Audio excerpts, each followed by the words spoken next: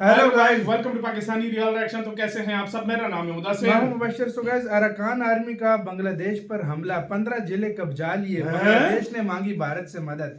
तो भाई साहब खोल के रख दिया 15 जिले और भाई खोल के रख दिया अरकान आर्मी ने बांग्लादेश की। क्या सीन हुआ सारा जानते हैं भाई साहब। 15 जिले यार, भाई उधर फोन उसका देश जा रहा है, इसको इंडिया में फोकस कर रहा है। भाई मैं हैरान इस पे यार 15 जिले यार, एक जिला तुम्हें पता है कितना बड़ा भाई होता है? पहले देखते हैं क्या खबर है, बाकी बातें करेंगे बाद में। तो स्टार्ट।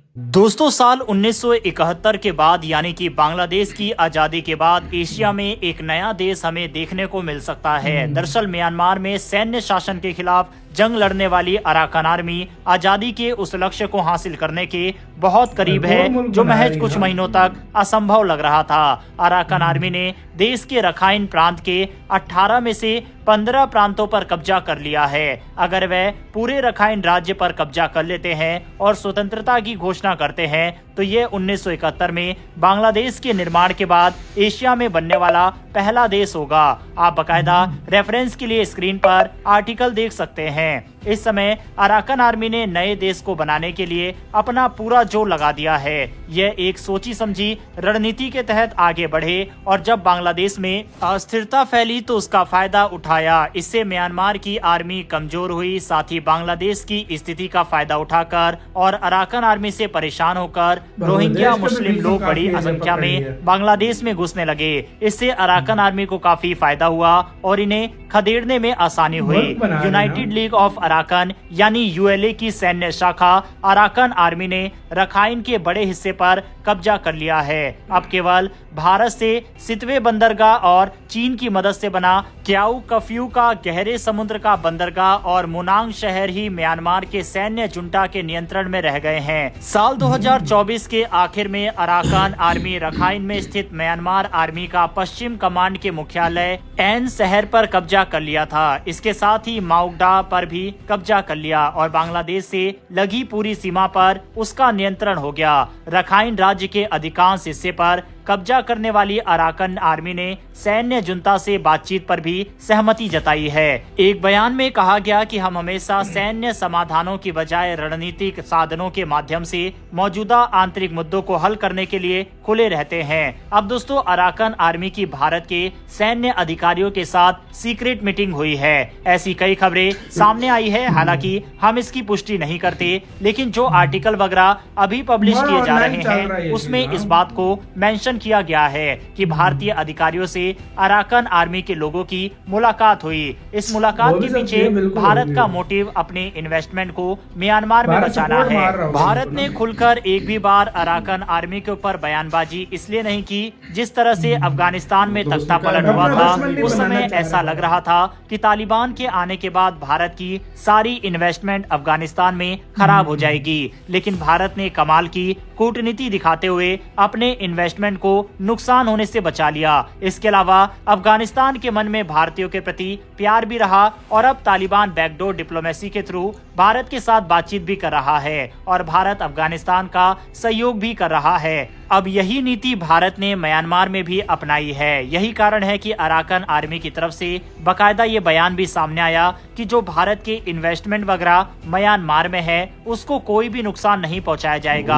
हमारी तरफ से उसकी रक्षा भी की जाएगी। आपको बता दें, एक समय भारत और अराकान आर्मी के बीच संबंध ठीक थे, लेकिन जब म्यांमार में स्थिति सही हुई तब भारत ने अराकान आर्मी को छोड़कर वहां की सरकार के साथ अपने संबंध ठीक कर लिए। भारत का अराकान आर्मी से अब बातचीत का एक और बड़ा कारण रोहिंग्या मुसलमान का भारत में आने से रोकना है। अराकान आर्मी के ऊपर इल्जाम लगा हुआ है कि उन्होंने रोहिंग्या मुसलमान को परेशान किया, मारा पीटा और जुल्म किया है। यही कारण है कि लाखों की संख्या में रोहिंग्या मुसलमान बांग्लादेश के अंदर घुसे हुए हैं। वहीं भारत के भी अलग अलग राज्य में रोहिंग्या मुसलमान की आबादी बढ़ी है। इसके अलावा अराकान आर्मी और बांग्लादेश के बीच में भी 36 का आंकड़ा है और लगातार इस तरह से अराकान आर्मी न सिर्फ म्यांमार में कब्जा करती जा रही है बल्कि बांग्लादेश की जमीन पर भी उसने अच्छा खासा कब्जा जमा लिया। यही कारण है कि बांग्लादेश अपनी सैन्य ताकत को लगातार बढ़ा रहा है और खबरों की माने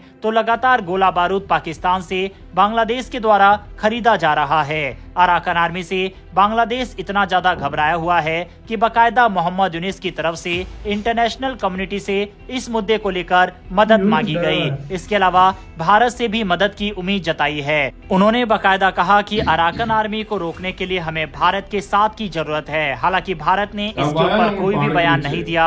इसके अलावा कई ऐसी रिपोर्ट भी सामने आई जिसमें कहा गया है कि 100 किलोमीटर का एरिया बांग्लादेश के अंदर अराकान आर्मी के द्वारा कब्जा कर लिया गया है। इसके साथ ही पिछले 1 महीने के अंदर ही 1 लाख से भी अधिक रोहिंग्या मुसलमान बांग्लादेश के अंदर घुसे हैं, जो कि बांग्लादेश की स्थिति को और भी ज्यादा खराब बना देता है। और इस चीज में वहां की सरकार पूरी तरह से असफल दिखाई दे रही है। साथ ही जिस तरह से भारत के साथ मोहम्मद यूनिस ने संबंध खराब किए हैं, उसकी वजह से फिलहाल भारत ने भी अपने हाथ खड़े कर लिए हैं। बहरहाल दोस्तों, आपके हिसाब से क्या बांग्लादेश की इस मुद्दे पर मदद करनी चाहिए, क्योंकि रोहिंग्या मुसलमान भारत की भी समस्या है, या फिर हमें बांग्लादेश की इस मुद्दे पर मदद नहीं करनी चाहिए? कमेंट बॉक्स में अपनी राय लिखकर बताइएगा। इन्फॉर्मेशन और वीडियो पसंद आई हो तो वीडियो को लाइक करके हमारी आने वाली बिल्कुल मदद करता भारत। मैं एक सूरत में मैं कह सकता हूँ कि क्यों मदद नहीं करेगा इंडिया। इंडिया के साथ उनकी बातचीत हुई है, जिस तरह वीडियो में बता रहे हैं कि उन्होंने कहा है कि उन्होंने अपने लोगों को भी कहा है कि इंडिया की जहां पर इन्वेस्टमेंट है उधर अटैक मत करो। दूसरा ये है कि इंडिया के साथ वो अपने बिगाड़ना नहीं चाहता मेरी नजर में। और इंडिया ने भी अपने सोच समझे तहत जो है ना, उसने कहा म्यांमार भी, क्योंकि आपको पता है म्यांमार भी आपको पता है चाइना का पालतू है, बांग्लादेश भी चाइना का पालतू है, तो फायदा इनडायरेक्टली किसको? अराकान आर्मी से हो रहा है, भारत को। भारत, हाँ, तो भारत ऐसे देश का क्यों पंगा लेगा? नहीं लेगा भाई, बना है जो मर्जी करे। हाँ, अगर इधर बात होती ना, इधर अगर हसीना वाजिद होती तो शायद इंडिया के साथ मीटिंग करवा देता अराकान आर्मी या जो कुछ भी है, ये शायद युद्ध रुक सकता था। और इस टाइम मुझे नहीं लगता कि ये जो है, और ऊपर से देखो ना, जो मर्जी करो, आखिर तुम्हें मदद इंडिया की पड़ी है। इंडिया को कह रहा है कि आप इस मामले में हमारी मदद करो, लेकिन अब इंडिया कह रहा है कि भाई हमसे उम्मीद मत रखना। सही बात है। और या अगर इंडिया ने मदद की भी तो इंडिया अपनी शर्तों पे कुछ ना कुछ करेगा। नहीं करता भाई, भारत कोई इस मामले में बोलता भी नहीं है भाई। भारत अपने लिए कोई भी नहीं है।